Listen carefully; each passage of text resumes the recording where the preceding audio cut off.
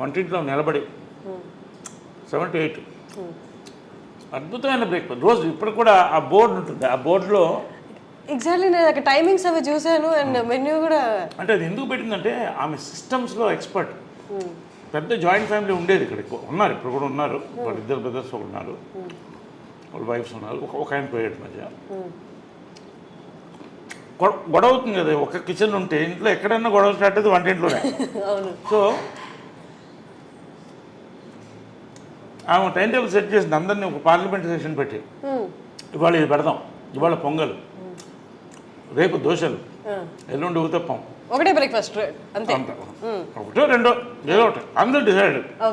అలా పెట్టేది సిస్టమ్, అలాగే మెయింటైన్ చేసింది జాయింట్ ఫ్యామిలీని. సో ఆ రోజు మనకు మెంటల్ ఫిక్స్ లేస్తే పొద్దున్న ఇది ఉంటుంది టిఫిన్, అద్భుతంగా ఉంటుంది. ఆ పొంగల్లో ఎర్ర పచ్చడి నెయ్యి వేసుకుని లాగేస్తే అప్పుడు 10 kgs తగ్గాను వెళ్ళిపోయిన తర్వాత. దిగులతో కొంత, హెల్త్ మెయింటైన్ చేయాలి కొంత, కానీ ఆ మాత్రం ఇంతే తినేది ఎంత ఉన్నా కూడా. లాస్ట్ వరకు కూడా టెండెన్సీ పుట్ ఆన్ వెయిట్, నాకు కూడా అదే వచ్చింది. సో అలాగా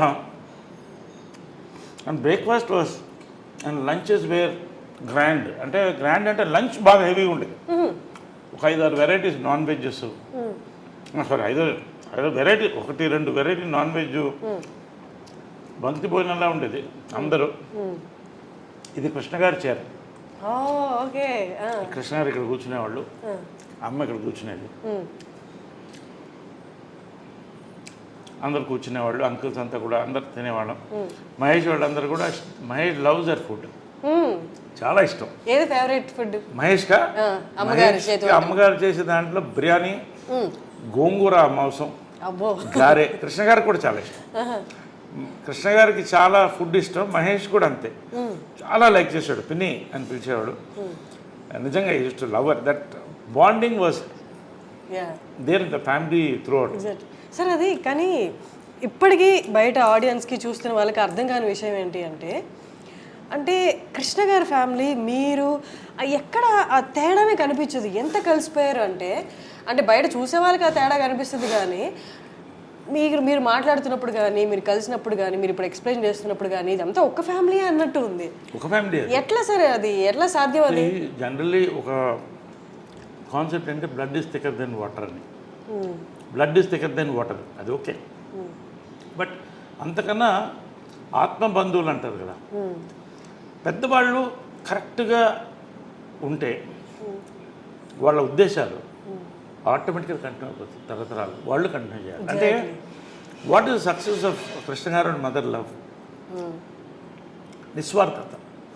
ఇద్దరి దగ్గర ఏమి కోరుకోలేదు, డబ్బు కానీ ఇది కానీ ఏం కోరుకోలేదు. వాళ్ళిద్దరు సక్సెస్ ఏంటి? వాళ్ళ ప్రేమ, అంతే, నిస్వార్థమైన ప్రేమ. కానీ అంటే అమ్మగారు పొసెసివ్ కాదా సార్ కృష్ణ గారు? చాలా. Then how? అంటే ఎలా ఉండేదంటే కొంచెం పబ్లిక్ కూలింగ్ గ్లాస్ వేసుకో అంటే ఎవరు కళలో చూడకూడదు, అంత ఇష్టం. కానీ ఫ్యామిలీకి వచ్చేసరికి అంటే ఇద్దరు కూడా, కృష్ణ గారు కానీ మదర్ కానీ, ఇద్దరిలో ఏది కోరుకోలేదు.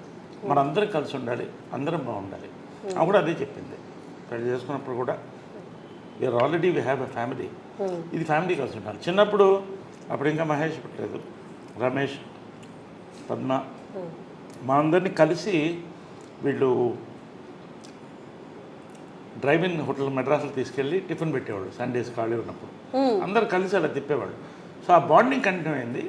వాళ్ళ మంచి ఉద్దేశాలు కంటిన్యూ చేసాం. ఎందుకంటే ఎవరి లైఫ్ వాళ్ళది, వాళ్ళ లైఫ్ వాళ్ళది, మా life. But at the same time మనకు ఉన్నాం అన్న ఫీలింగ్ ఎప్పుడూ మాకు అది గట్టిగా ఉంటుంది. అది నాకు ఉంది, అందరికీ ఉంది, అది ఎప్పుడు ఉంటుంది. ఒక మాట నేను ఎవరిని అనేవాడిని, కృష్ణ గారిని కానీ వాళ్ళని పిల్లలు కానీ ఎవరన్నా ఒక మాట అంటే ఫస్ట్ నోరు వచ్చేది నాకే. అది అదేలాగా ఇంద్రాంటి మదర్ కూడా అంతే క్లోజ్గా ఉంటారు. They very close friends. అది చాలా రేర్, చాలా రేర్. అందుకని 1% కూడా చెప్పలేను సార్.